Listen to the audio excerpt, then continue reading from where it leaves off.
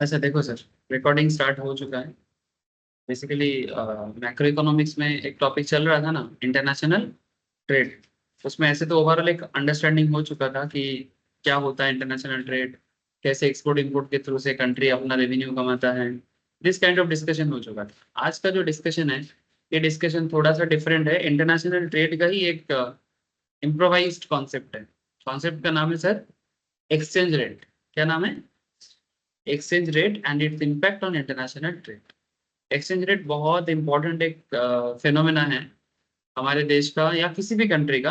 यानी सिर्फ ये इंडिया के साथ ही मैटर नहीं है कनेक्टेड, ये वर्ल्ड के किसी भी कंट्री के साथ कनेक्टेड एक कॉन्सेप्ट है।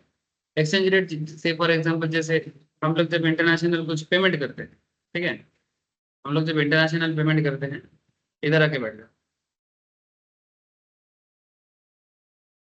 फोन में किससे बोला, ऑप्शन दे दिया, स्टार्ट।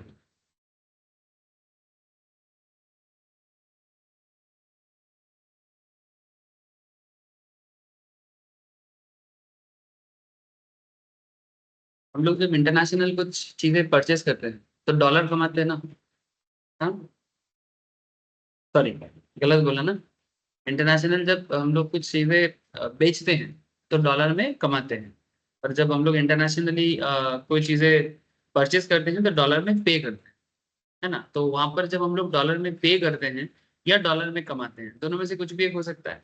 तो चाहे पेमेंट करो या कमाओ, एक्सचेंज रेट वाइटल है। से फॉर एग्जाम्पल, अगर आप डॉलर में इनकम कर रहे हो और उस इनकम को तुम इंडियन मनी में कन्वर्ट करते हो, जैसे $1 का रेट कितना चल रहा है, अप्रोक्स 83, चेंज होता रहता है। अब जब हम लोग बात कर रहे थे कि $1 का रेट चेंज हुआ है, अच्छा स्क्रीन शेयर है ना सर, तो जब मैं आपको ये बता रहा हूँ कि $1 का वैल्यू,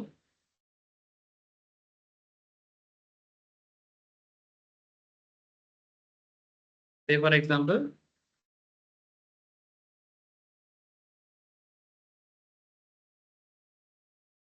83.43, अब ये डेली बेसिस में चेंजेस भी होता है। तो this is basically our exchange rate current. ये कौन डिसाइड करता है? RBI, Reserve Bank of India. इस डॉलर का जो, मैंने डॉलर के बेसिस में रुपीस का जो एक्सचेंज रेट है उसको डिसाइड करता है। डिसाइड करके अपने वेबसाइट में डालता है, और उसके बेसिस में हम लोग पर्टिकुलर डे में डिसीजन लेते हैं कि आज अगर $1 का कोई चीज हम विदेश को बेचे, या फिर $1 का कोई प्रोडक्ट अगर फॉरेन से लेके आए, तो आज के डेट में मैंने कितना कमाया या कितना गवाया। ठीक है, और ये इनकम और expenditure is fully depend on कि जब हमारा प्रोडक्ट दुनिया के किसी दूसरे कंट्री में हम लोग सेल करते हैं, और दुनिया के किसी दूसरे कंट्री का प्रोडक्ट जब हमारे कंट्री में हम लोग परचेज करते हैं, इसी पे आपका इनकम और एक्सपेंडिचर डिपेंड करता है ना। तो इन सिंपल तो बहुत सिंपल लग रहा है ना सर, ये एक्सचेंज रेट है, ठीक है। लेकिन इसमें जो मेन मुद्दा है, ठीक है, जो आप लोगों को बेसिकली काफी डिटेल्स में समझाया जाता है कि exchange rate and it's economic effects, ठीक है। इसको मैं ऐसे समरी नोट्स के ऊपर भी मैंने रेडी किया, ठीक है, मैं समरी नोट्स भी आपको पढ़ाता हूँ उसमें से। लेकिन उससे पहले एक बार आप एक चीज देखो कि इसमें क्या कहता है कि exchange rate regimes, change in exchange rates and devaluation versus depreciation, ठीक है। डिवैल्यूएशन वर्सेस डिप्रिसिएशन, सर किसका डिवैल्यू का बात हो रहा है? ठीक है, किस चीज का डिवैल्यूएशन का बात हो रहा है? डिप्रिसिएशन किस चीज का है? करेंसी का, ठीक है। करेंसी का डिप्रिसिएशन, करेंसी का डिवैल्यूएशन करके किसको फायदा है? फायदा है कि गुड लॉस है? Afternoon sir. गुड आफ्टरनून गौरव। फायदा है कि लॉस है, ईच एंड एवरीथिंग इस पे डिपेंड करता है, ठीक है। नहीं, अभी आप डिसीजन नहीं ले सकते कि फायदा लॉस है, ठीक है। इट्स फुल्ली डिपेंड ऑन कि हो क्या रहा है। जैसे एग्जांपल के तौर पे यहाँ पर एक इंट्रोडक्टरी पॉइंट दिया है, each day we get fascinating news, ठीक है, and about the currency which fuel our curiosity. जैसे अभी आपको मैं दिखाया, ठीक है, इसके बेसिस में आपके मन में क्यूरियोसिटी आया, आना तो चाहिए, मेरे मन में तो बचपन में आता था कि सर 83 रुपीज पर डॉलर है, और जब ये 83 से 84 हुआ, पहले, आज तो 83 है। हम लोग मैं जितना मुझे याद आ रहा है, जब से मेरे को मोटा मोटी इकोनॉमिक्स का होश संभाला, बोलते हैं ना, होश आया, होश माने कॉन्शियसनेस आया किसी चीज के बारे में, ठीक है, जब से आप उस चीज के बारे में जाने, तो मेरे को जितना पता चल रहा है मैं 40 रुपीज से डॉलर को देख, ठीक है, जब $1 इक्वल्स टू 42 ऐसा चलता था, तब से मोटा मोटी इसके बारे में एक मैंने पता चला कि अच्छा $1 का मतलब 40 टका होता है, ठीक है। ये जो फीलिंग्स, लेकिन क्यूरियस तो हमेशा से था कि $1 का वैल्यू 40 है तो ऐसा क्यों? तो फिर क्या डॉलर का दाम वैल्यू ज्यादा है कि रुपीस का दाम ज्यादा है? डॉलर का दाम ज्यादा है, यानी अगर वैल्यूएशन किया जाए, डॉलर यहाँ पर हाईली वैल्यूड है। क्यों? क्योंकि उनका $1, अगर मैं इस कभी कभी ऐसे सोचता हूँ कि उनका $1 इज काइंड ऑफ हमारा ₹1। ऐसे इट्स नॉट लाइक दैट, उनका $1 is not equals to our ₹1।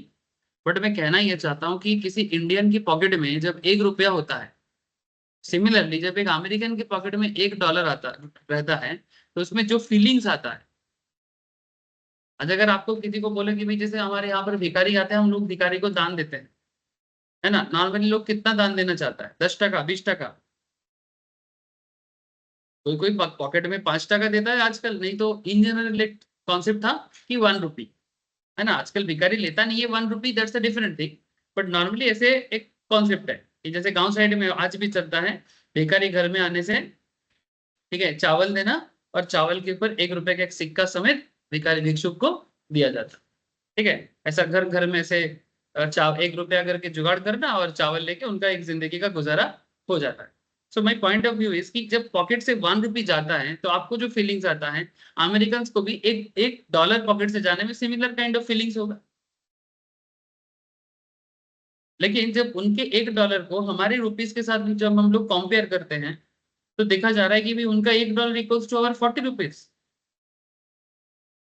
इससे एक चीज तो पता चल रहा है कि उनका $1 हमारे ₹40 मैंने 1 टका से काफी महंगा है, मैंने महंगा है इन द सेंस वैल्यूएबल है।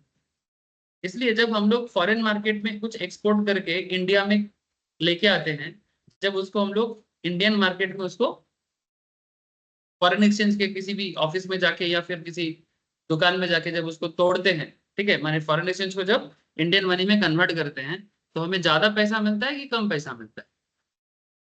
ज्यादा पैसा मिलेगा, क्योंकि $1 के वैल्यू अगर 80 है तो उस हिसाब से तुम जितना डॉलर कमा के लाया उतना इंटू हो जाएगा। जो लोग दुबई में जाके काम करता है, उनको किस में मिलता है? धीरम में मिलता है, धीरम में पैसा मिलता है, ठीक है। वो 1200 धीरम में काम करता है, 1200 1300, दुबई वगैरह में बेसिक सैलरी है 1000 1200 धीरम, ठीक है। जैसे हमारे यहाँ पर 1000 1200 रुपया, लेकिन हमारे यहाँ पर 1000 1200 में कौन कमाते हैं? ठीक है, मंथली इनकम तो ऐसे होता नहीं है। तो उनका 1200 दिरहम इक्वल्स टू इंडियन मार्केट में अप्रोक्स 20-25 हजार हो जाता है, क्योंकि एक दिरहम इक्वल्स टू आई थिंक 100 से ऊपर ही होगा, चेक करो, तो ज्यादा ही होगा, 200 हो जाएगा शायद। एक दिरहम इक्वल्स टू कितना है?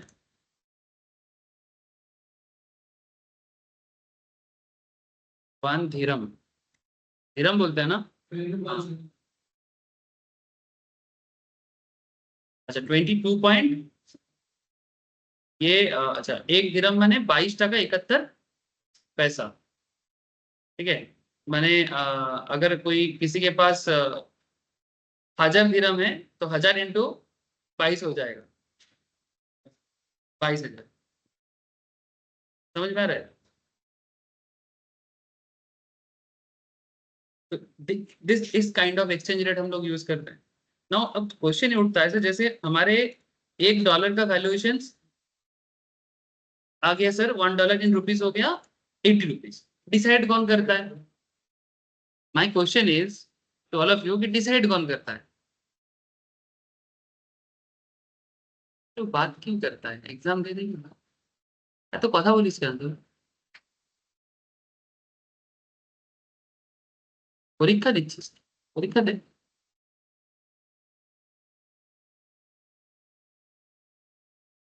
आप लोग बात समझ रहे हो सर? मेरा कहने का मतलब इतना था कि ये डिसाइड कौन करता है कि $1 का वैल्यू 83 होगा? क्या आरबीआई को जो ठीक लगा वो कर दिया? तो फिर क्या हर एक दुनिया का जितना कंट्री है, सब अपने मन की इच्छा से, अमेरिका बोलेगा मेरा डॉलर इतना है, इंडिया बोलेगा मेरा रुपया इतना है, तो क्या सब अपने अपने मन से कर सकता है? आप लोग बात समझ रहे हो कि ये टॉपिक पढ़ने के पीछे का रीजंस क्या है? तो फिर कुछ तो मैटर होगा। There may be some demand supply scenario, जिसकी बेसिस में ये डॉलर के हिसाब से रुपीस का दाम, रुपीस के हिसाब से सब डॉलर का फॉरेन दाम। गोल्ड रिजर्व के ऊपर डिपेंड कर सकता है कि कितना गोल्ड रिजर्व है हमारे पास। Foreign gold reserve, foreign reserve अलग होता है, gold reserve, foreign gold reserve क्या होता है? मैंने गोल्ड रिजर्व बोल सकते हो, मैंने नहीं सर, बेसिकली। एक्चुअली मैं बोलना हाँ, चाहता था कि जो आरबीआई के फॉरेन पास रिजर्व, गोल्ड हाँ का हाँ हाँ। जो रिजर्व्स होता है उसके ऊपर कितना गोल्ड है उसके ऊपर वैल्यूएशन करके। चलो हाँ, ये एक रीजन हो सकता है कि गौरव बोल रहे हैं कि सर जितना गोल्ड रिजर्व अगर किसी कंट्री के पास ज्यादा है, किसी के पास अगर फॉरेक्स रिजर्व, फॉरेक्स बने तुम विदेश में कमा के डॉलर घर पे लेके आए, अगर ज्यादा है तो तुम्हारा वैल्यूएशन, रुपीस का वैल्यूएशन ज्यादा हो जाएगा। यस, ये भी one of the sir reason है। जैसे एक हाँ न्यूज़ बोलो। सुन रहा था अभी 2 दिन पहले कि इंग्लैंड से या बहुत टन, मतलब इंग्लैंड से, कितना हाँ, टन, 1 लाख टन अमाउंट का याद सोना, नहीं है, हाँ। लेकिन बहुत टन गोल्ड शिफ्ट किया गया है आरबीआई में इंग्लैंड से। शिफ्ट किया गया, मैंने बेसिकली 91 में हमारा इंडिया का इकोनॉमी काफी खराब हो गया था, जिस मुद्दे पे ये बात कर रहा है कि इंडिया रिटर्न, इस पॉइंट पे बात कर रहे हैं। इंडिया 1 लाख टन ऐसा कुछ है, 1 lakh ton gold return to India, return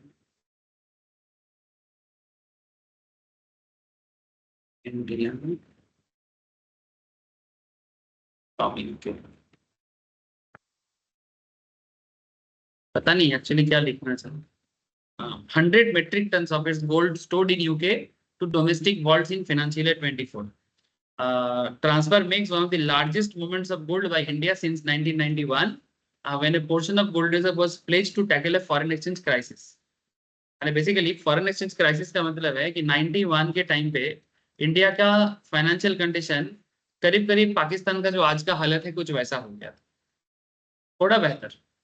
Pakistan के पास आज इतना भी पैसा नहीं है कि वो किसी के पास कुछ गिरवी रख के पैसा ले सके, सबके पास उसको फ्रीली ही पैसा मांगना पड़ रहा है कि हमें मदद करो। पाकिस्तान अभी मदद मांग रहा है, भारत यहाँ पर मदद नहीं मांग रहा।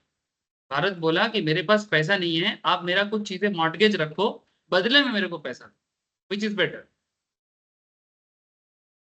Which is better. ऑब्वियसली जब तुम कुछ मॉर्गेज रख के मदद मांगते हो, ये बेटर सिचुएशन है।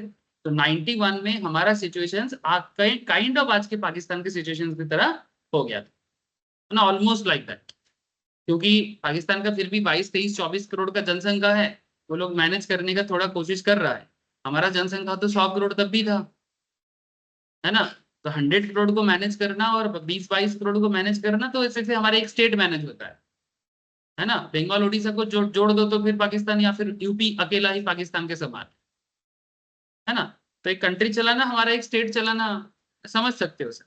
तो इंडिया उस टाइम पे मनमोहन सिंह जी ने, या उस टाइम पे जो हमारे प्राइम मिनिस्टर थे, most probably PV Narasimha Rao, ठीक है, उन्होंने डिसाइड किया था कि गोल्ड को इंग्लैंड के पास रिजर्व करते हैं और उनके पास से उसको गिरवी रख के फिर कुछ पैसा इधर लेके आते हैं, और उस पैसे से इंटरनेशनल मार्केट से इंडिया का जो नीड है उसे फुलफिल करते हैं। तो प्रॉब्लम क्या है कि इंडिया के पास डॉलर का कमी हो गया, और world wide maximum international business किससे होता था? डॉलर से होता था। तो अगर तुम्हारे पास डॉलर है, जैसे इंडिया का सबसे बड़ा जो प्रॉब्लमेटिक चीज हमेशा से है, और ये हमेशा भारत का जो बढ़ने नहीं देता है, इंडिया को कौन सा चीज रिच नहीं होने देता कभी, मैंने दिमाग लगा के सोचना, इसके लिए किसी इकोनॉमिस्ट को भी सुनने का जरूरत नहीं है। इंडिया का जितना कमाता है ना, इसका मैक्सिमम पैसा चला जाता है फॉरेन कंट्री को तेल का पैसा चुकाने। तो समझे सर, क्योंकि हमारे देश में तेल, माने पेट्रोल डीजल का बात कर रहा हूँ, हमारे देश का जितना इंपोर्ट होता है, उस इंपोर्ट का मैक्सिमम पैसा किस में जाता है? पेट्रोल डीजल में। क्योंकि हमारे देश में क्रूड ऑयल नहीं मिलता है, जितना मिलता है वो भाई साहब के वहां पर थोड़ा बहुत है, ठीक है। आसाम में डिगबॉय, शिव सागर, ठीक है, और थोड़ा बहुत बॉम्बे में है, बॉम्बे हाई, ठीक है, मुंबई में, अरब सागर में थोड़ा सा। तो बहुत ही तेल का कुआं हमारे देश में नहीं है, इंडिया का नेचुरल रिसोर्सेज में तेल का कमी है सर, ठीक है। अब क्योंकि 1920s के बाद से तेल का जरूरत दुनिया भर में हुआ है, और अभी आज के डेट में वर्ल्ड वाइड ये एक नेसेसिटी हो चुका है। Due to transportational issues. तो ट्रांसपोर्टेशनल पर्पस में ये इतना इंपॉर्टेंट हो गया कि सिर्फ सिर्फ तेल का दाम बढ़ने से, मैंने पेट्रोल डीजल का दाम बढ़ने से हम लोग चिल्लाते हैं सरकार कुछ नहीं कर रहा है, देखो क्या कर रहा है ना। पेट्रोल महंगा होने से हम लोग को बहुत चिढ़ आता है ना, क्योंकि तुम्हारा घर पे मानो बाइक है, तुम बाइक नहीं चला पाओगे, बाइक चलाने के पीछे तुम्हारा इतना तेल का खर्चा हो जाएगा, तो तुम मोदी को ही गाली दोगे ना।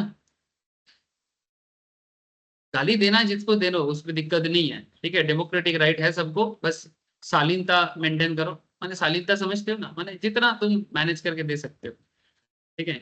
पसंद हो ना हो किसी को ऐसा गाली मत दे दो बस। ना पॉइंट ये है कि 91 में भारत के पास इतना पैसा नहीं था कि वो इंटरनेशनल मार्केट से अपना नीड पूरा कर सके, तो वो गोल्ड इंग्लैंड के पास गिरवी रखा था। और अभी भारत इतना पावरफुल हो गया है कि अपना गोल्ड वापस लेके आ गया। इतना इवन गिरवी जो था ना सर, उसका पैसा चुकता हो चुका था, चुकता तो हो चुका था ऑलमोस्ट 2003-4 के आसपास। लेकिन उसके बाद भी मैंने लोन वापस हो चुका था, लेकिन उसके बाद भी इंडिया इंग्लैंड से अपना गोल्ड वापस नहीं ला रहा था ये 100 मेट्रिक टन। क्यों? क्योंकि इंडिया को लग रहा था कि इंडिया इज नॉट सेफ, और इतना गोल्ड लाने के लिए जो खर्चा होगा वो खर्चा बेयर करने का कॉन्फिडेंस इंडिया को नहीं था। और उसके बाद भी इंडिया में इतना गोल्ड रखने का जो सेफ्टी सिक्योरिटी है वो भी प्रॉपरली इंडिया के पास नहीं था, ऐसा इंडिया का मानना था। मैंने अपने देश के प्रति खुद ही कोई कॉन्फिडेंस नहीं। जैसे रविंद्रनाथ टैगोर का नोबेल चोरी हो गया, जानते हो, इंडिया का फर्स्ट नोबेल लॉरेट तो रविंद्रनाथ टैगोर है, उनका नोबेल चोरी हो चुका है। बंगाल गवर्नमेंट रविंद्रनाथ टैगोर का नोबेल को भी रख नहीं पाया, तब बड़ा बड़ा भाषण मारता है सब, ठीक है। चलो that's a different thing. Now point is कि अब इंडिया को इतना कॉन्फिडेंस आया है, आरबीआई ने बोला कि हम अपना गोल्ड वापस लाएंगे, ला दिया सर। इसे ना कहते हैं दम। अच्छा लग रहा है ना, चलो दम तो दिखाया, अब आगे प्रोटेक्ट भी करना है ना, प्रोटेक्ट भी करना है। तो this this kind of things एक कंट्री का कॉन्फिडेंस को जताता है। तो हम लोग आगे बढ़ रहे हैं, सुपर पावर की तरफ बढ़ रहे हैं, ये बता रहा है सर, है ना। बस फाइनल सुपर पावर का कॉन्सेप्ट तब पता चलेगा जब भारत का हर एक लोगों का पॉकेट में भर भर के पैसा होगा। सिर्फ अदानी अंबानी या मोदी या किसी पर्टिकुलर मैंने एक तबका के पास नहीं, जब पूरे भारत का लोगों का लिविंग स्टैंडर्ड हाई होगा, जिस दिन हम बोलेंगे कि भारत का per capita income world level में एक कम्पीट करने लायक है, एटलीस्ट लाइक चाइना, उस दिन हम बोल पाएंगे कि इंडिया सच में सुपर पावर हुआ है। ये मेरा मानना है, और यही सच्चा मानना है। मैंने दिस इज द एकदम ट्रू। मैंने एक देखो, पैसा बढ़ना एक चीज होता है, लेकिन पैसे का डिस्ट्रीब्यूशन कैसा है ये बहुत इंपॉर्टेंट। इंडिया का जीडीपी ग्रोथ तो कर रहा है, लेकिन क्या जीडीपी ग्रोथ के साथ साथ डिस्ट्रीब्यूशन ऑफ मनी हो रहा है क्या? ये सब क्वेश्चन मार्क है, कंट्रोवर्शियल क्वेश्चन है। लेकिन मैं इसको एक आम आदमी की तरह सोचता हूँ, इसमें तो कोई खराबी नहीं है। देश तो आम आदमी से ही तो देश है। एक दो प्राइम मिनिस्टर, दो चार बड़े बड़े बिजनेसमैन, इससे थोड़ी कंट्री है। समझ में आ रहा है सर? ठीक है। अब एक्सचेंज रेट से क्या लेना देना? एक्सचेंज रेट से क्या लेना देना? क्या एक्सचेंज रेट इतना इंपॉर्टेंट है इंटरनेशनल ट्रेड में? सर बहुत इंपॉर्टेंट है। एक सिंपल एग्जांपल आपको मैं देता हूं कि अगर इंडिया एक एक्सपोर्ट ओरिएंटेड कंट्री होता है, ऐसे currently India export oriented country है कि इंपोर्ट ओरिएंटेड कंट्री है? ये डेटा आप लोगों को मैंने बहुत बार दिखाया है ना sir. Import. Import, thank you sir. Currently India का इकोनॉमी एक इंपोर्ट ओरिएंटेड कंट्री है, और इसमें इंडिया इंपोर्ट में आगे है और एक्सपोर्ट में पीछे। अगर तुम इसका डेटा देखो कि इंडिया कितना एक्सपोर्ट करता है, 776 बिलियन 2023-24 का डेटा है, और इंडिया इंपोर्ट कितना करता है, 854 बिलियन। अगर तुम चेक करोगे तो अप्रोक्स 70-75 बिलियन मैंने 70 to 80 billion money India shortage में है, डेफिसिट है, ठीक है। सर ये एक वन ऑफ द रीजन है, ये डेफिसिट जो है ना, ये हमारा इंपोर्ट हाई एक्सपोर्ट लो, ये अनदर रीजन है कि हमारा पैसा डॉलर से वीक है। तो समझे सर? और हम लोग वर्ल्ड वाइड, अगर इंडिया को सुपर पावर होना है तो वर्ल्ड वाइड में इंडियन करेंसी को भी तो दमदार होना पड़ेगा। करेंसी दमदार होना माने आप समझ लेना कि आपका कंट्री दमदार हो रहा है। लेकिन करेंसी वीक तब तक रहेगा जब तक एक्सपोर्ट इंपोर्ट को क्रॉस ना कर लेता। इसलिए ना, सिर्फ चिल्लाने से नहीं होता है, मोदी क्या किया, ममता क्या किया, हम लोग चिल्लाते हैं ना, ठीक है। सर वो अपना काम करेगा, बट साथ में हमें भी अपना काम करना पड़ेगा। अगर तुम सच में चाहते हो कि इंडिया एक दिन सुपर पावर बने, इसके लिए हर एक इंडियंस को इक्वली मेहनत करना पड़ेगा, स्किल्ड गेन करना पड़ेगा, और हमारा चीज दुनिया को बेचने लायक बनाना पड़ेगा। Quality product, high quality product, innovative products develop करना है। ऐसा नहीं कि दूसरे का प्रोडक्ट बस यूज कर करके थक जाए। हमारे इंडियन यूथ का क्या कॉन्सेप्ट है, बस दूसरे का चीज यूज करे, सारा दिन घूमते रहे, अपना कुछ मेहनत से कुछ करने का किसी का कोई इच्छा नहीं है।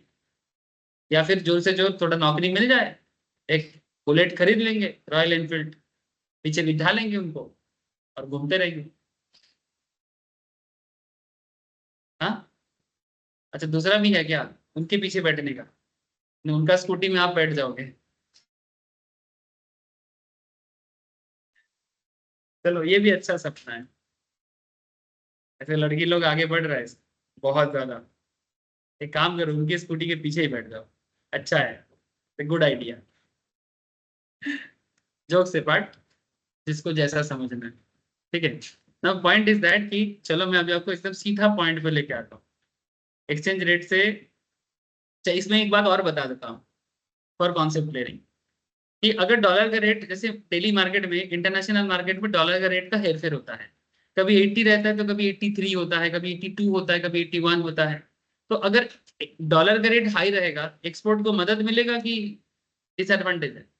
माने अगर 80 रुपीज डॉलर का रेट होता है, 80 से अगर 83 चला जाता है, $1 इक्वल्स टू, तो एक्सपोर्ट को मदद किस में होता है, 80 से कि 83 से? क्यों? हाँ, मतलब बिक्री के टाइम पे मेरे को ज्यादा मिलेगा, वेरी गुड सर, 3 टका ज्यादा मिलेगा मेरे को।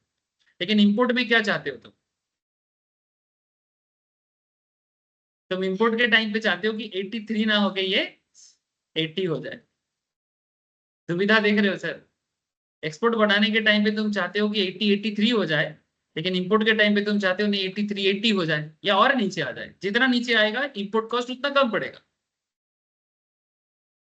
और क्योंकि भारत एक इंपोर्ट ओरिएंटेड कंट्री है मेजोरिटी में, तो फिर भारत के लिए तो इसका दाम कम होना ही अच्छा है।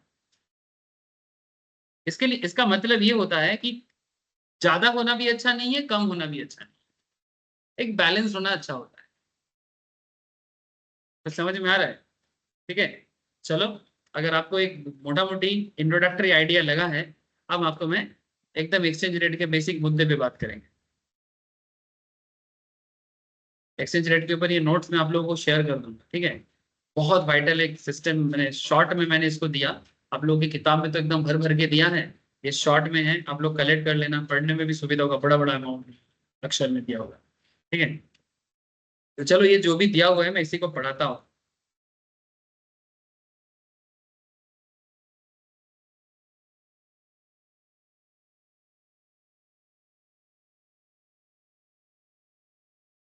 चलो, एकदम एक्सचेंज रेट का ही विकिपीडिया को यूज करते हैं, समझने में सुविधा हो जाए। क्या कहता है? In finance and exchange rate is the rate at which one currency will be exchange for another currency. ये तो समझ में आएगी। Currencies are most commonly national currencies but may be sub national, जैसे कि हांगकांग में है, सुपर नेशनल जैसे कि यूरो में है, ठीक है। सब नेशनल जैसे एक्चुअली हांगकांग जो है वो चाइना का एक सब टेरिटरी माना जाता है। हांगकांग खुद को बोलते हैं कि हम मतलब सॉवेरिन है, बट चाइना बोलता है नहीं भाई तुम सॉवेरिन नहीं हो, तुम मेरे अंडर पे आते हो।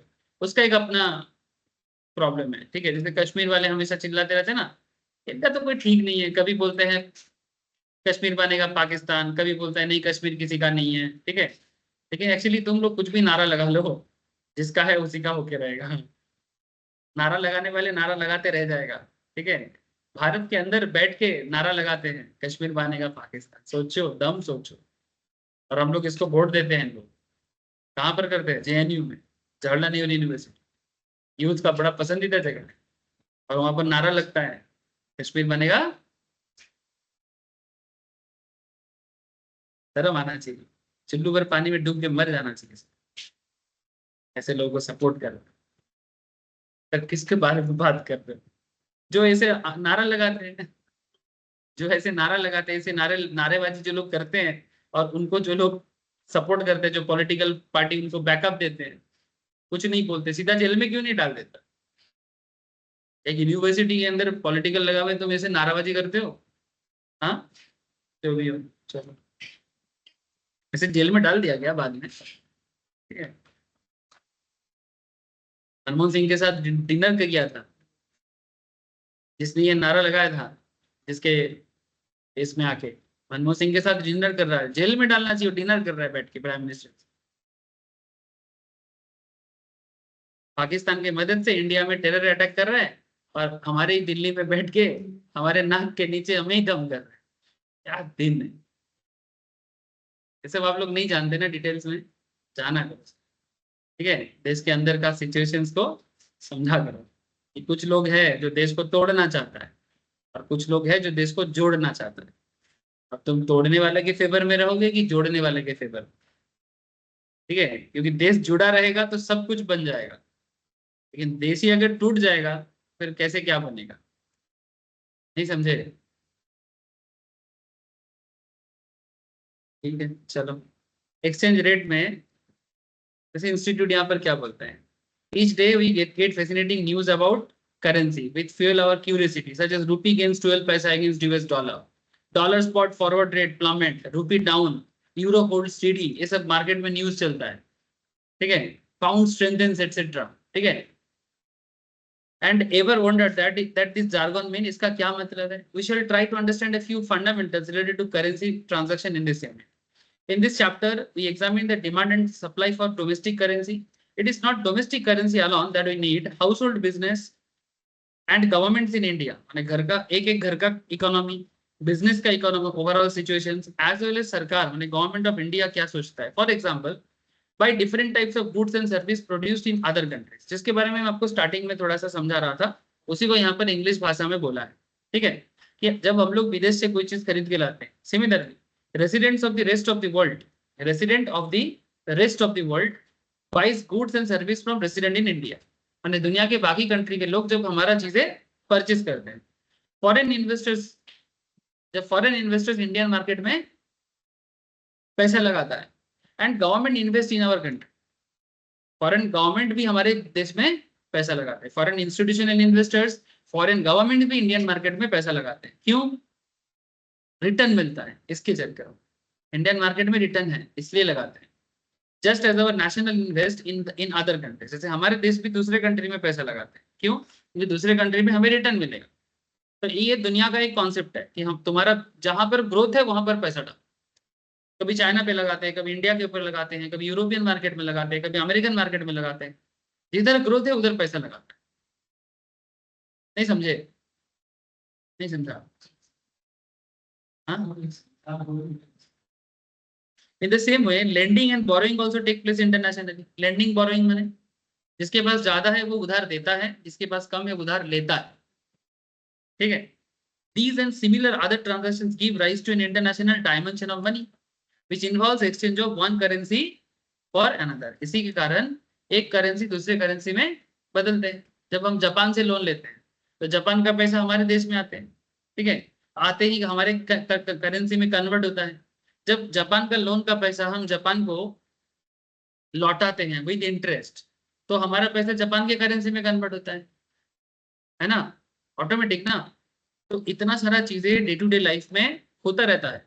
तो क्वेश्चन आपके सामने है, it entails market transactions involving the determination of price of one currency in terms of another।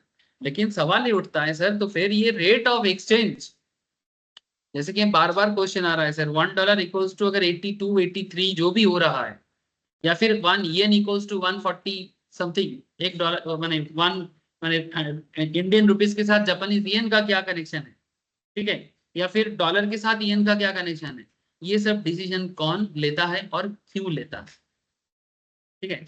अब इसी चीज को मैं थोड़ा सा आपको सिंपल भाषा में समझाने का कोशिश कर रहा था।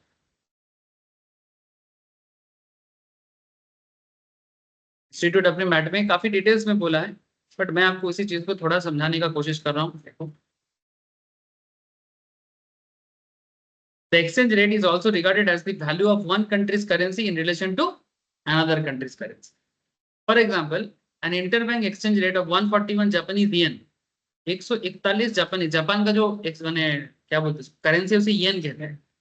141 Japanese yen to the United States dollar means 141 yen will be exchanged for 1 US dollar. माने जैसे हमारे अभी बोला कि $1 इक्वल्स टू कितना हुआ 83। सिमिलरली $1 इक्वल्स टू जापानीज में कितना हुआ 141 येन। ठीक है, or that 1 US dollar will be exchanged for 141 yen. In this case, it is said that the price of dollar in relation to yen is 141 yen, or equivalently that the price of a yen in relation to dollar is $1 by 141। माने $1 का मतलब है 141।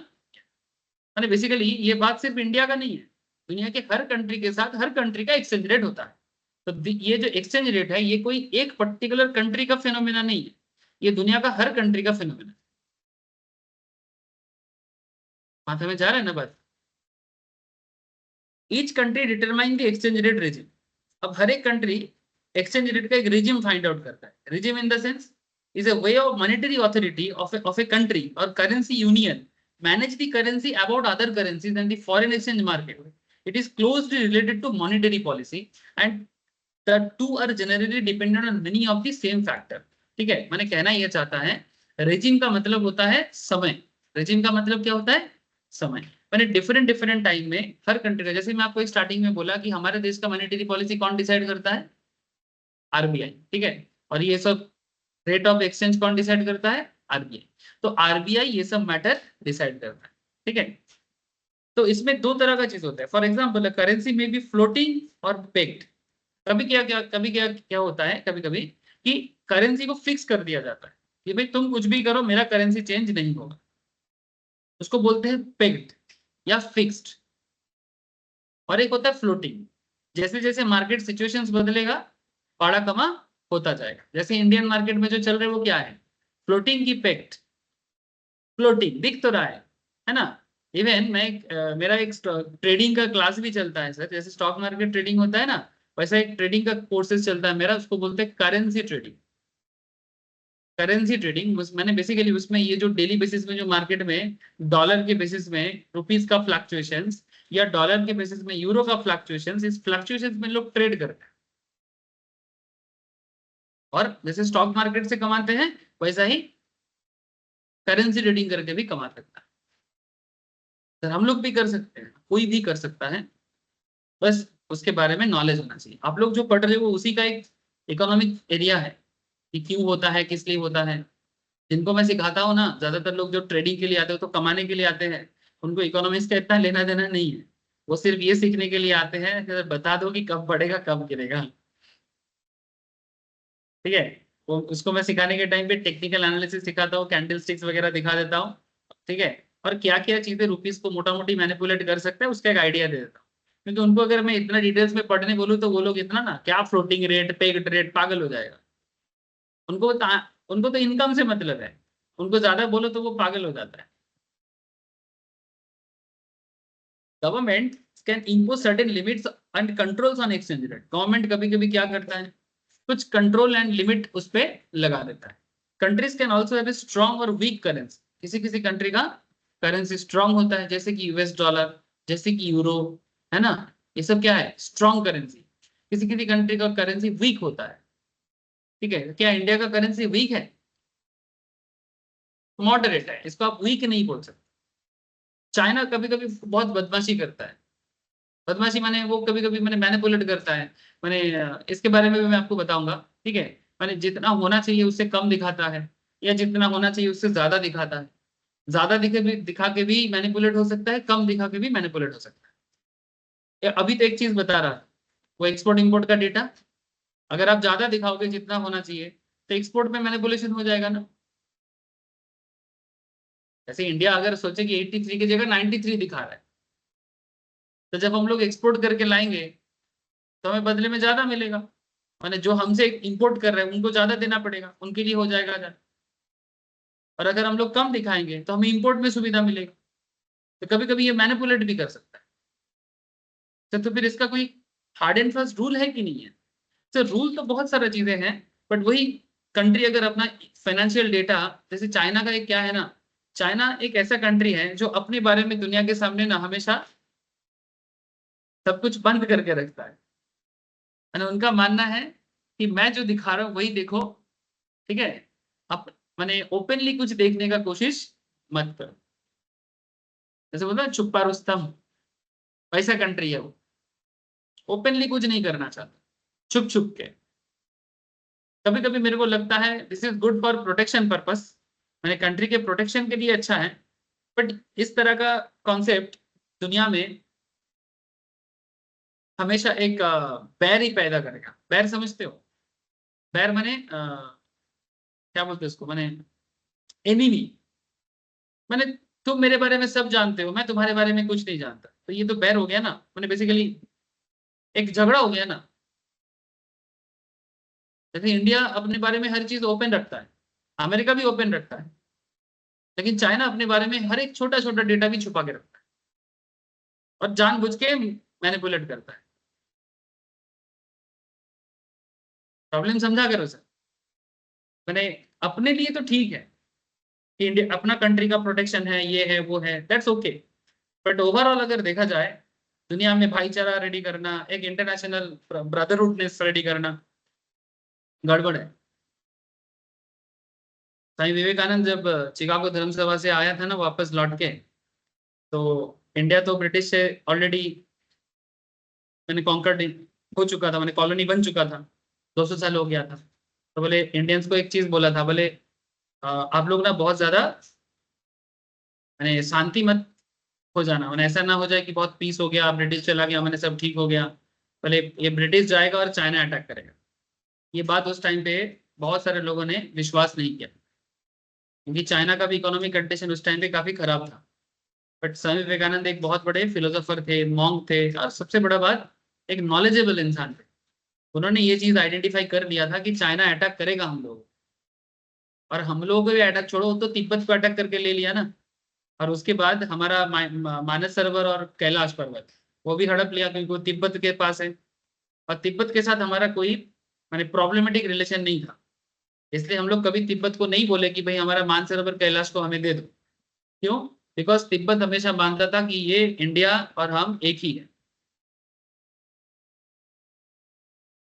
जैसे आज नेपाल के साथ जैसा है कि नेपाल इंडिया अलग है क्या, लेकिन चाइना प्रॉब्लम कर रहा है, नेपाली लोगों को जाके बात बात में भड़काता है कि हाँ तुम अलग हम अलग, ऐसा करते हैं। ठीक है, तो इस तरह का प्रॉब्लम चाइना हमेशा प्रॉब्लम क्रिएट करता है।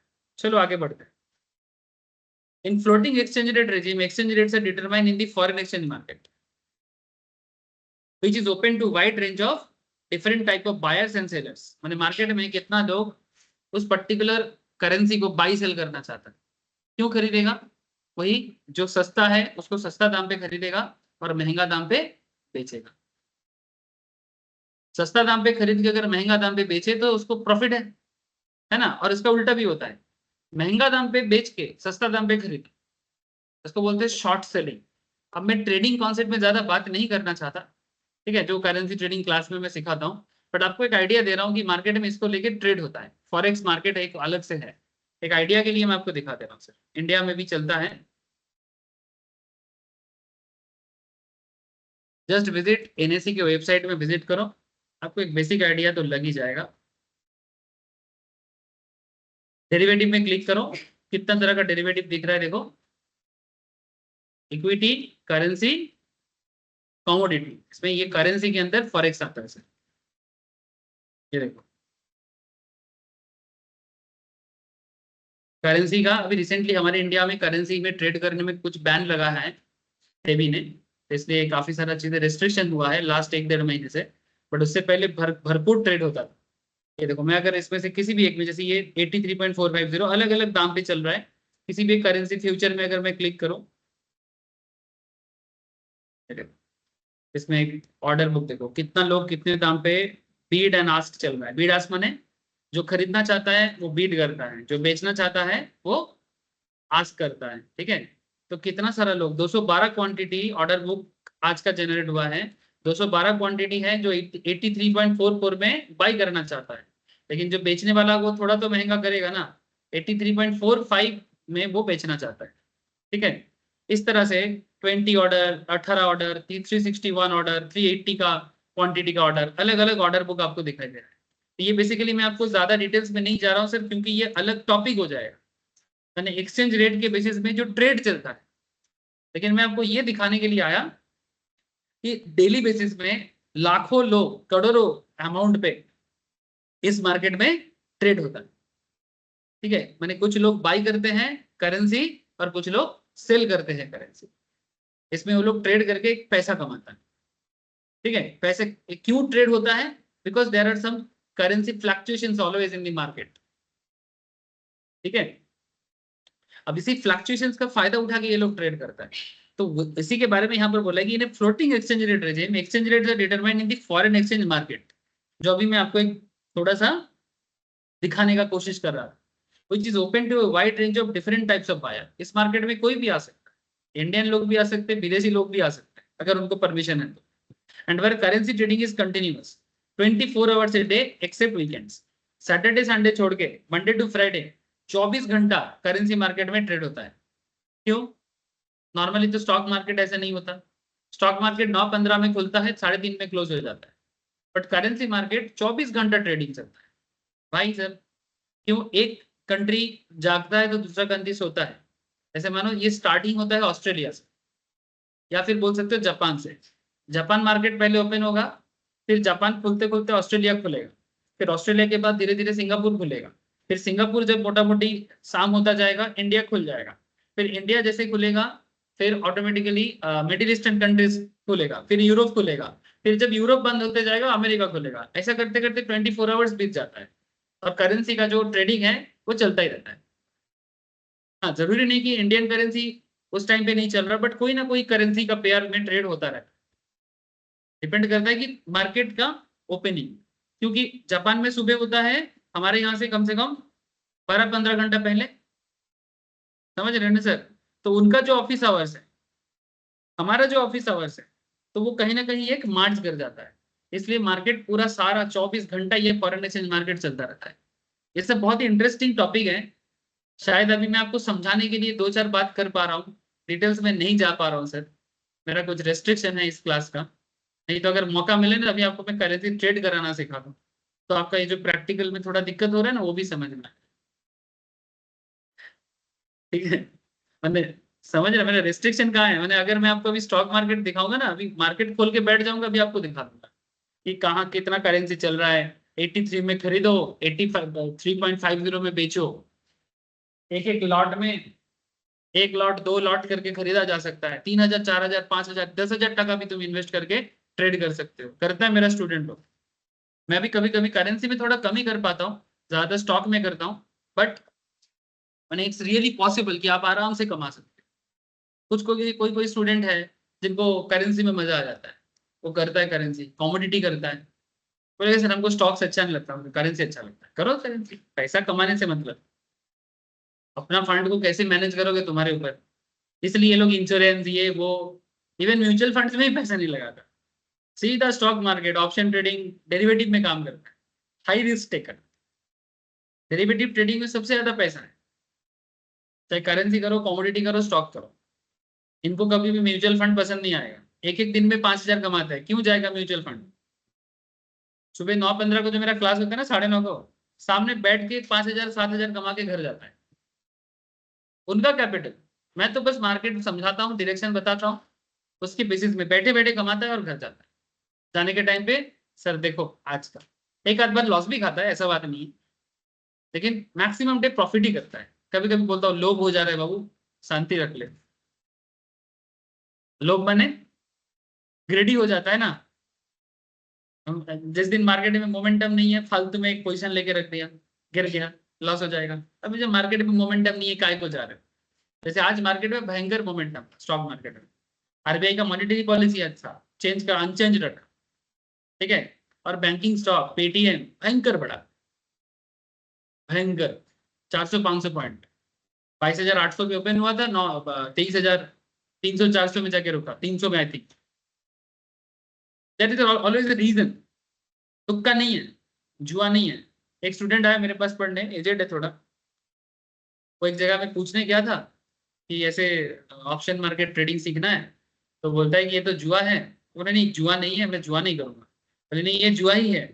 मैंने उनको किसी ने, मैंने जो एक्सपर्ट्स है मार्केट में, कोई नाम नहीं जानता मैं, आसपास में 2 जन के पास गया, 2 जन बोला कि जुआ है, और बोला कि अगर आपको करना है, अगर आप चाहते हो कि जुआ नहीं करना चाहते तो आप एक एस्ट्रोलॉजर के पास चले जाओ। अगर एस्ट्रोलॉजर आपको परमिशन दे दे कि जुआ आपके लिए सुइटेबल है तो ही आप करो, नहीं तो नहीं। यानी अगर आपको डर लग रहा है तो एस्ट्रोलॉजर के पास जाओ कि आपके लिए सुइटेबल है कि नहीं, इसको जानने के। इधर हम लोग मैंने डेल्टा गामा थीटा का माथा खराब करते हैं डेरिवेटिव पढ़ने के टाइम पे। वो बोलता है कि एस्ट्रोलॉजर के पास जाओ, वो लिख के देगा, अंगूठी पहनने को बोलेगा, फिर जाके तुम ट्रेडिंग करना। तो 2 दिन क्लास किया, 2 दिन में ही वो देख लिया कि क्या चीज। मैंने 2 महीना नहीं करना पड़ा। उसके सामने बच्चा बच्चा लड़का लड़की लोग कमा रहे हैं, तो वो तो दिख ही रहा है कि क्या हो रहा है।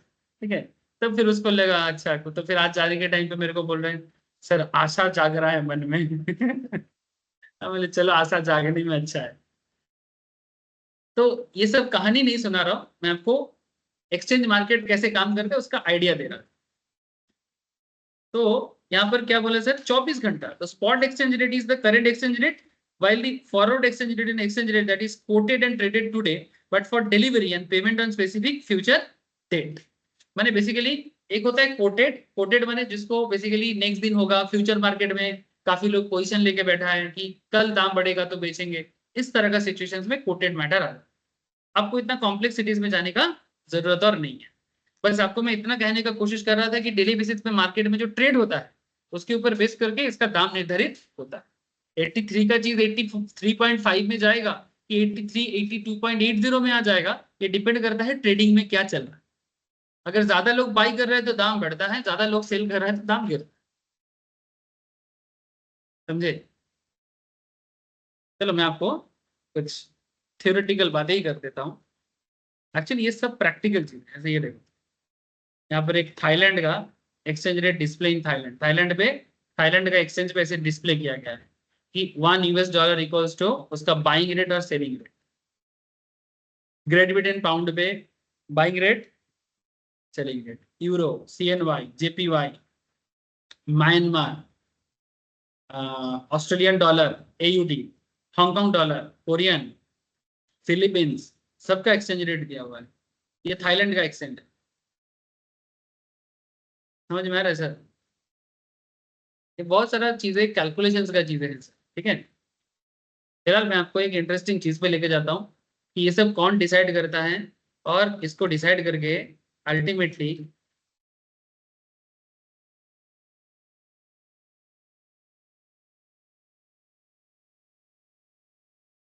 Factors affecting the change of exchange rate. यानी ऐसा क्या फैक्टर है कि एक्सचेंज रेट बदलता है, जिसके बारे में मैं तब से आप लोगों को कुछ प्रैक्टिकली समझाने का कोशिश कर रहा था। इसमें एक चीज दिया है balance of payment. Balance of payment माने क्या कि कंट्री, हाँ बोलो बोलो, एक्सपोर्ट पैसा लेके आते हैं और इंपोर्ट करके जो पैसा देते हैं उसके उसका जो गैप है, अगर मानो कि आपका पेमेंट ज्यादा है, दो चीज होता है, एक बैलेंस ऑफ ट्रेड और एक बैलेंस ऑफ पेमेंट। माने अगर आपका एक्सपोर्ट ज्यादा होगा तो पैसा बचेगा, और अगर आपका इंपोर्ट ज्यादा होगा तो आपको किसी को पेमेंट करना पड़ेगा। मैंने ले दे के अल्टीमेटली देना पड़ रहा है, ले दे के अल्टीमेटली देना पड़ रहा है। और दूसरे क्या होता है, ले दे के अल्टीमेटली लेना पड़ रहा है। तुम क्या चाहते हो? इंडिया भी कौन सिचुएशन में ले दे के लेना पड़ता है कि ले दे के देना पड़ता है? नहीं समझे, कंसेंट्रेट नहीं कर रहे हैं। ले दे के माने क्या, एक्सचेंज। ले दे का मतलब ले रहा है दे रहा है, एक्सचेंज हो रहा है। सर उसका लेके प्रोडक्ट देना भी पड़ता है। लेके देना पड़ता है मैंने। मतलब एक्सचेंज हो रहा है, वो ले रहा है, उसके बाद उसको मतलब एक्सचेंज में कुछ देना भी पड़ रहा है इंडिया को। हाँ एग्जैक्टली, ले दे के मैंने कुछ ले भी रहे हैं कुछ दे भी रहे हैं, पर बदले में अल्टीमेटली अगर मुझे लेना पड़ रहा है तो मेरा अच्छा है। मैंने मेरा नेट रिजल्ट में लेना है, और देना माने मेरा नेट रिजल्ट पे देना है। तो उस देना को बोलता है पेमेंट। मैंने कुछ लिया, मैंने 100 रुपये का बेचा और 50 रुपये का लिया, तो अल्टीमेटली मेरा नेट देना हुआ। लेकिन मैंने 50 रुपये का दिया और 100 रुपये का लिया, तो अल्टीमेटली नेटली हमें क्या हुआ, देना पड़ेगा। नेट उल्टा बन दिया, 50 रुपये मेरे को मिल जाएगा। ठीक है, समझ गए आप लोग? तो when a country has a large international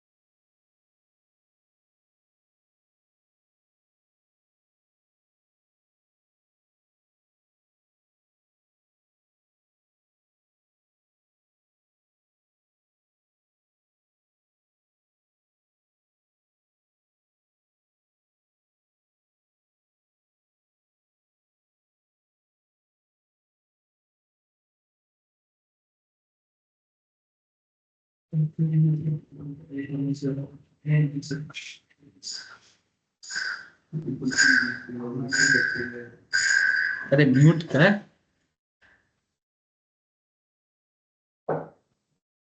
आस पास में इतना सारा सब है ना, इसलिए सब।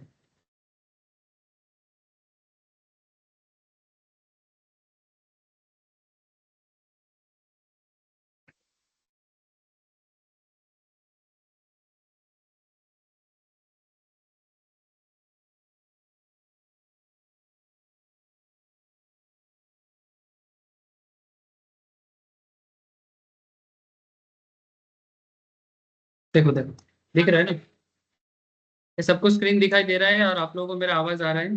गौरव, हर्ष, सॉरी, हाँ सर, आ रहा है तुषार। आवाज। ओके ओके सर, आ रहा है सर। ठीक। ठीक। तो क्या कहा सर, यहाँ पर मैं आपको बार बार जो चीज कि क्या क्या फैक्टर इस एक्सचेंज रेट को डिटरमाइन करता है। बहुत इंपॉर्टेंट टॉपिक है। Balance of payments, when a country has a large international balance of payment, deficit और ट्रेड डेफिसिट। डेफिसिट और ट्रेड डेफिसिट। ट्रेड डेफिसिट मैंने समझ गए, मैंने आपको दूसरे को पेमेंट करना होगा। ठीक है, आपने दूसरे से ज्यादा लिया और दिया कम। It means that its foreign exchange earnings are less than foreign exchange expenditure. ठीक है, तो इंडिया का रुपया डॉलर से क्यों कमती है? क्योंकि हमारा ट्रेड डेफिसिट है। ठीक है, समझ रहे हैं? एकदम बेसिक बेसिक मैटर है। And its demand of foreign exchange exceeds its supply, so its foreign exchange rate rises. मैंने basically its demand for foreign exchange exceeds का मतलब क्या हुआ कि माने, क्योंकि हम लोग दूसरे को पेमेंट ज्यादा करते हैं, दूसरा लोग हमें पेमेंट कम करते हैं। तो जब दूसरे लोग हमारे करेंसी में हमारे देश को पेमेंट करेगा तो हमारा करेंसी का डिमांड बढ़ेगा। तो हमारा करेंसी का डिमांड बढ़ेगा तो हमारा करेंसी का डिमांड अल्टीमेटली, करेंसी का डिमांड अगर हमारा करेंसी का डिमांड अगर बढ़ेगा तो ऑटोमेटिकली करेंसी का प्राइस बढ़ना चाहिए था, है ना? लेकिन यहाँ पर क्या हो रहा है, दूसरा लोग हमें पेमेंट ज्यादा कर रहे हैं कि कम कर रहा है? कम कर रहा है। तो इसलिए जिस हिसाब से बढ़ना चाहिए उस हिसाब से बढ़ नहीं रहा है। और उल्टा साइड से अगर इसको देखो तो मतलब कुछ ऐसा होता है कि क्योंकि इन सिंपल फॉरेन एक्सचेंज माने बेसिकली डिफिसिट हो रहा है, तो foreign exchange expenditure and its demand for foreign exchange exceeds its supply, माने सप्लाई से डिमांड ज्यादा होता है। मतलब जितना हमारे रुपीस का सप्लाई होना चाहिए था उतना सप्लाई नहीं हो रहा है। तो जब सप्लाई कम है और डिमांड ज्यादा है तो दाम क्या होगा? सप्लाई कम है, डिमांड ज्यादा है, दाम बढ़ जाएगा। तो इसलिए रुपया का वैल्यू बढ़ रहा है, यानी हमारा रुपया का सप्लाई कम हो रहा है। जितना सप्लाई होना चाहिए था उससे कम सप्लाई हो रहा है। क्यों? क्योंकि हम लोग का एक्सपोर्ट लो है, इंपोर्ट ज्यादा है। जिस दिन हमारा मैंने बेसिकली देखो पैसा बनाना पड़ता है, इन सिंपल कहा जाए कि हमारे देश में ऐसा चीजें बनाओ, जैसे मोदी जी बार बार चिल्ला रहे हैं कि make in India, make in India. तो पैसा बनाने के लिए तुमको कुछ ना कुछ प्रोडक्ट बनाना पड़ेगा, है ना? तो प्रोडक्ट बना के जैसे दूसरे कंट्री को बेचोगे तभी पैसा मिलेगा। ये सर नो, नहीं तो पैसा कहाँ से आएगा? और पैसा आएगा तो पैसे का सप्लाई बढ़ेगा, और पैसे का सप्लाई बढ़ेगा तो ऑटोमेटिकली ये जो रुपीस के अगेंस्ट डॉलर के अगेंस्ट में रुपीस का दाम बढ़ रहा है, ये कंट्रोल में रहेगा। तो ये है one of the very important reasons, balance of payment, जिसके कारण हमारा डॉलर, डॉलर से हमारा रुपया माने महंगा है, सस्ता कहाँ है? डॉलर के कंपैरिजन में हमारा रुपया महंगा है। महंगा होना अच्छा बात है कि सस्ता होना अच्छा बात है? सस्ता होना अच्छा बात है ना। जिस दिन $1 इक्वल्स टू 60 हो जाएगा, 50 हो जाएगा, ठीक है, तो तुम क्या बोलोगे कि मेरा रुपया स्ट्रांग हो रहा है डॉलर के कंपैरिजन में। और अगर 80 से 90, 90 से 100 जाएगा, मैंने इसका मतलब है कि मेरा रुपया वीक हो रहा है कंपेयर टू डॉलर। इस तरह से सोचते हैं। सेकेंड पॉइंट बता रहे थे interest rate level. Interest rates are cost and profit of borrowing capital. When a country raises its interest rate or its domestic interest rate is higher than foreign interest rate, it will cause capital inflow. माने अगर हमारे देश में interest rate high है तो विदेशी पैसा हमारे देश में ज्यादा है, माने विदेशी लोग हमारे देश में इन्वेस्ट ज्यादा करेंगे। जैसे कि फॉरेन इंस्टीट्यूशनल इन्वेस्टर्स या किसी फॉरेन गवर्नमेंट हमारे देश में ज्यादा पैसा लाएगा। क्यों? क्योंकि हमारे देश में इंटरेस्ट ज्यादा दिया जा रहा है। आपको बता दो कि इंडियन मार्केट में जैसे एफडी वगैरह में 7%, 7.5% दिया जाता है ना, अमेरिका में इतना इंटरेस्ट नहीं होता है, 3%, 3.5%, एफडी में 4% हट। इसलिए अमेरिकन अमेरिकन गवर्नमेंट या अमेरिकन इंस्टीट्यूशनल इन्वेस्टर्स जो लोग होते हैं, वो उनका पैसा मौका मिलते ही हमारे देश में डालते हैं, क्योंकि उनके देश में रिटर्न कम थी है। अच्छा, अब उनका रिटर्न कम क्यों है? वो लोग तो ज्यादा दे सकता है। सर ये जो बैंक में जो इंटरेस्ट दिया जाता है ना, ये सीधा रिलेशन है इन्फ्लेशन के साथ। जिसका इन्फ्लेशन हाई होगा उसको इंटरेस्ट ज्यादा देना पड़ता है। हमारा इन्फ्लेशन 6%, 6.5% रहता है, अमेरिका का इन्फ्लेशन 2%, 2.5% रहता है। तो वो अगर 2% इन्फ्लेशन में 4% इंटरेस्ट दे रहा है, इसका मतलब वो 2 टका एक्स्ट्रा ही देता है अपने कंट्री के लोगों को। लेकिन हमारे देश में अगर 6.5% इंटरेस्ट है और बैंक में भी 6.5% दे रहा है, तो अल्टीमेटली हमारे लोगों का पैसा बढ़ता नहीं।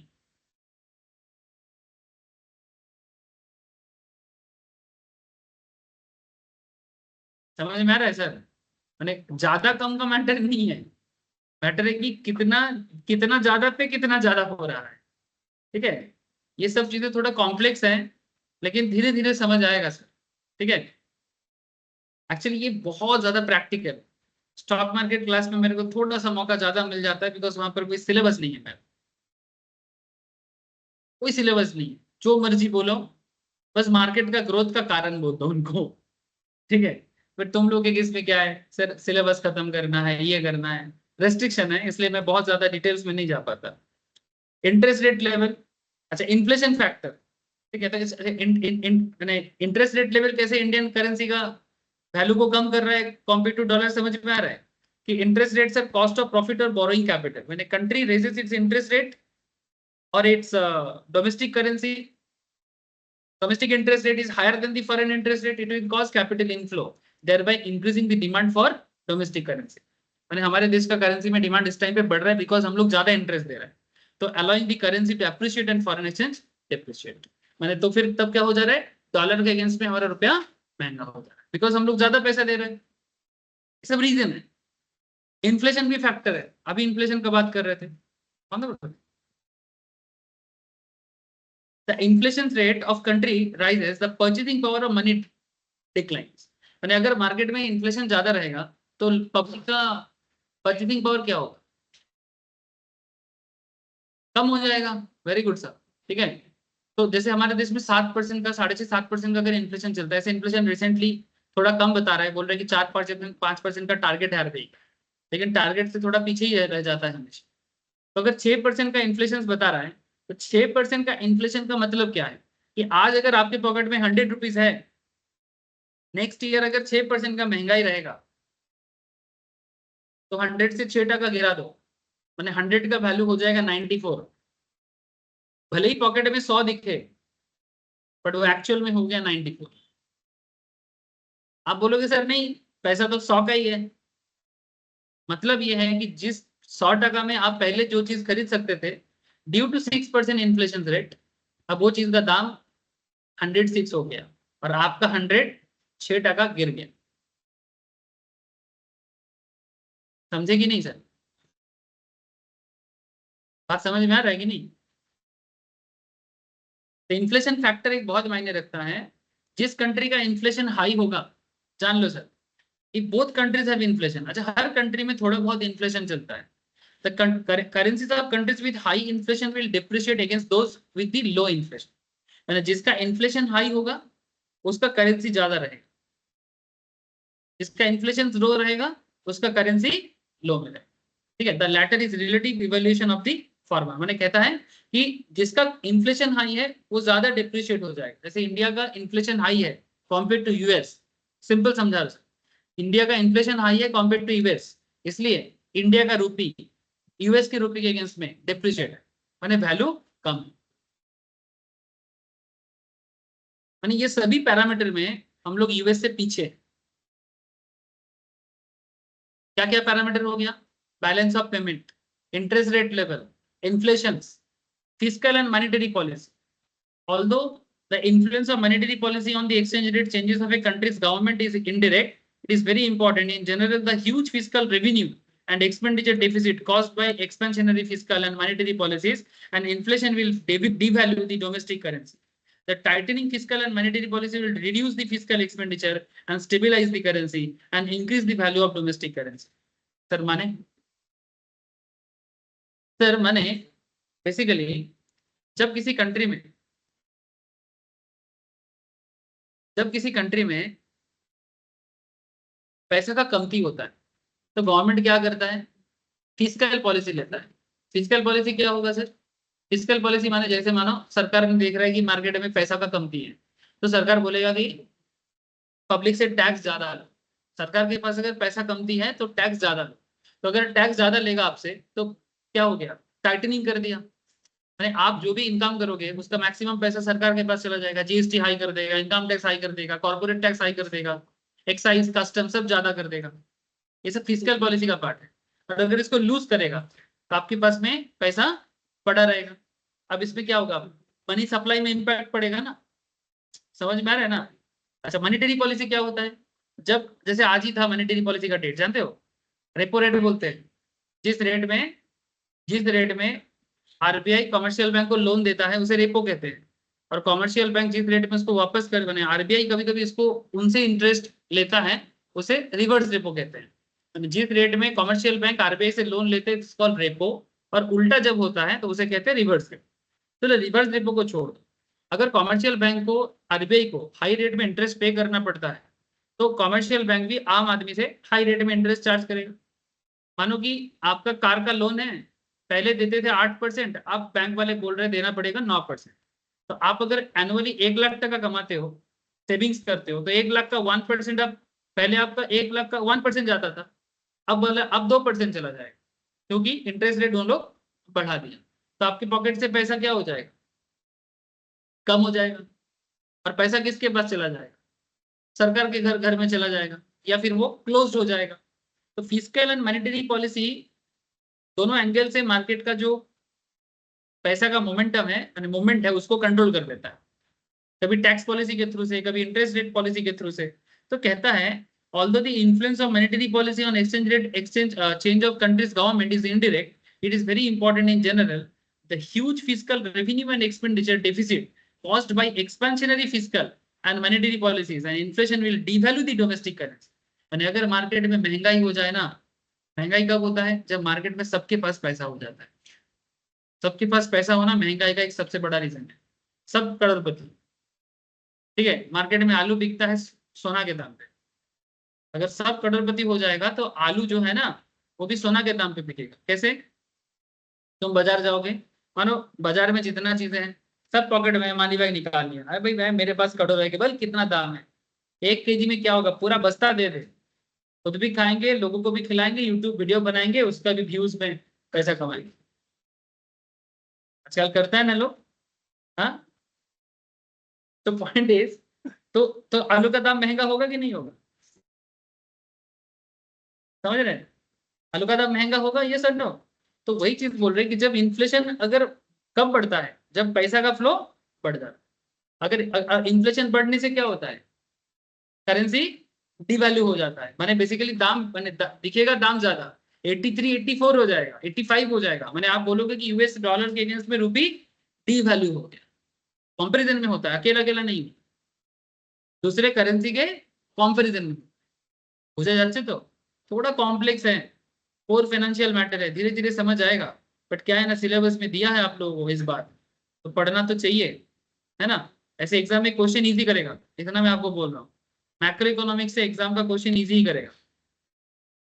बस इंस्टीट्यूट के मैट के पीछे जितना क्वेश्चंस है उसी को करके जाओ, एग्जाम में कॉमन मिल जाएगा।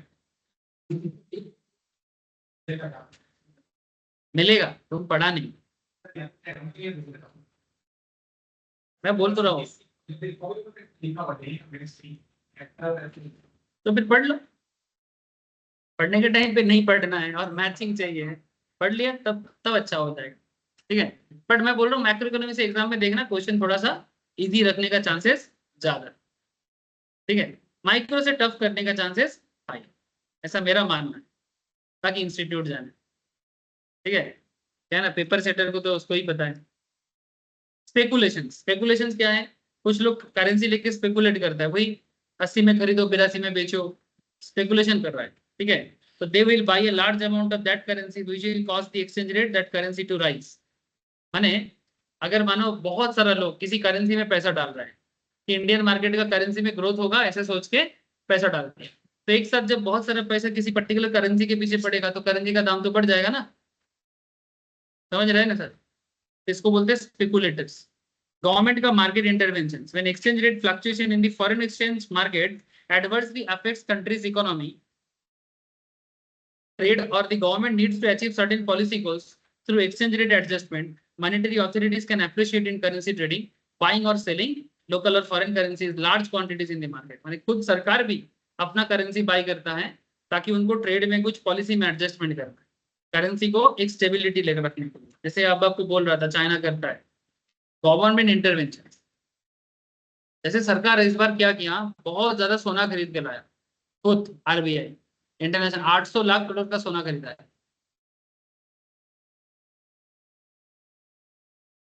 एक सेकेंड दाड़ा, एक तो पूरी थी तब बोल दीजिए 800 लाख करोड़, ठीक है, ठीक है। इसका कुछ टन में कुछ वैल्यू था, 800 टन ऐसा कुछ था, 800 टन ऐसा कुछ था। तुम लोग चेक कर सकते गूगल करके कि कितना सोना इंटरनेशनल मार्केट से मैंने आरबीआई ने खरीदा। तो खरीदने के पीछे कुछ रीजंस है ना। तो वो बेसिकली इमरजेंसी के लिए लिया क्योंकि दुनिया भर में वार सिचुएशन क्रिएट हो रहा है, और अगर वार बढ़ता जाएगा तो इमरजेंसी में खाना कौन खिलाएगा, गोल्ड, ठीक है। तो सिमिलरली अगर एक्सपोर्ट में इंडिया को बने रहना है तो कंट्री क्या करता है, इंटरवेंट करता है और अपना पॉलिसी रेट को कंट्रोल करता है और खुद एक्सचेंज मैंने अपना ही करेंसी बाई करके या सेल करके एडजस्ट करता है, जिससे करेंसी का रेट बैलेंस रहे। समझ में आ रहा है ना सर। मैं बात मैं समझ सकता हूँ, little bit tricky but out of world भी नहीं। अरे सर आप लोग क्या बोलूं, बड़े बड़े लोगों को समझ में नहीं आता, सरकार को खुद समझ में नहीं आता कि क्या होगा देश का ओवरऑल स्थिति। इसीलिए मैं बोलता हूँ इकोनॉमिक टाइम्स पढ़ो, स्टॉक मार्केट सीखो, ठीक है, क्योंकि वो सब आपको प्रैक्टिकली आइडिया देता है, ठीक है। इतना आसान चीज नहीं है, ये बहुत टिपिकल चीज है। तुम सरकार में बैठा हुआ किसी को पूछो वो कितना बता दे तुमको। Economic strength of a country in general, high economic growth rates are not conducive in the local currencies performance in the foreign exchange market in the short term, but in the long run they strongly support the strong momentum of the local currency, ठीक है। मैंने कहता है कि economic strength किसी भी country का economic strength in general, high economic growth rates are not conducive to the local currencies performance in the foreign exchange market in the short term. मैंने शॉर्ट टर्म में कोई नहीं चाहता कि उसका रेट बहुत हाई हो, पर लॉन्ग टर्म में अगर अपना इकोनॉमी को सपोर्ट करना है स्पेशली एक्सपोर्ट के थ्रू से, तो करेंसी थोड़ा अप्रिशिएट करे तो कोई दिक्कत नहीं। तो ऐसे different kind of situations market में देखने को मिलता है, ठीक है। कभी ज्यादा हो जाता है, कभी कम हो जाता है, लेकिन इसके पीछे क्या क्या रीजन काम करता है, ये रीजन आप लोग अच्छे से पढ़ लो, ठीक है। आप लोग का इंस्टीट्यूट का मैट को भी अगर आप लोग चेक करोगे, यहाँ पर वही चीज जो मैंने आपको पढ़ा, एक्सचेंज रेट रिजीम्स, ठीक है, floating rates as well as pegged rates, fixed या पेग्ड, है ना, ये सब मैं बोला शॉर्ट में, ठीक है। और बाकी इधर थोड़ा सा फॉर्मूला वगैरह दिया है और कुछ ग्राफिकल प्रेजेंटेशन दिया है। ये ग्राफिकल प्रेजेंटेशन से मैं नेक्स्ट क्लास में आप लोगों को थोड़ा सा एक्सप्लेन कर दूंगा कि यहाँ पर ग्राफिकल प्रेजेंटेशन क्यों दिया है। मैंने बेसिकली वो जो डॉलर के साथ करेंसी का जो चेंजेस होता है उसको ग्राफ में बताया, मैंने ग्राफिकल आज बताया नहीं, पर नेक्स्ट क्लासेस में मैं आपको ग्राफ बता दूँ कि ग्राफ कहाँ से आ गया। बट बाकी चेंजेस इन एक्सचेंज रेट क्यों चेंज होता है उसका मैंने भी अलग अलग एग्जाम्पल दिया, आप लोग गो थ्रू करिएगा। डिवैल्यूएशन के बारे में भी बताया, डिप्रेशन के बारे में भी बताया, अप्रिशिएशन के बारे में भी बताया। तो प्लीज एक बार ना गो थ्रू करना, गो थ्रू करके जो पॉइंट समझ में नहीं आएगा अंडरलाइन करके रखना, मेरे को नेक्स्ट क्लास में पूछ दी। ओवरऑल कॉन्सेप्ट क्लियर है? हाँ सर, ओवरऑल कॉन्सेप्ट क्लियर है। अब एक बार गो थ्रू करना जरूरी है, गो थ्रू करके जहां पर डाउट रहेगा मेरे को नेक्स्ट क्लास में पूछना। अगर आप लोग नहीं पूछोगे तो इसका मतलब यही होगा कि आप लोग पढ़े नहीं, क्योंकि यहाँ पे डाउट होगा, ठीक है सर। ओके चलो, मैम का क्लास है, मैम अलग से आप लोगों को लिंक भेजता है, ज्वाइन करो, चलो ऑनलाइन करोगे। Bye sir. Thank you sir. Bye sir. Okay sir. Thank you sir.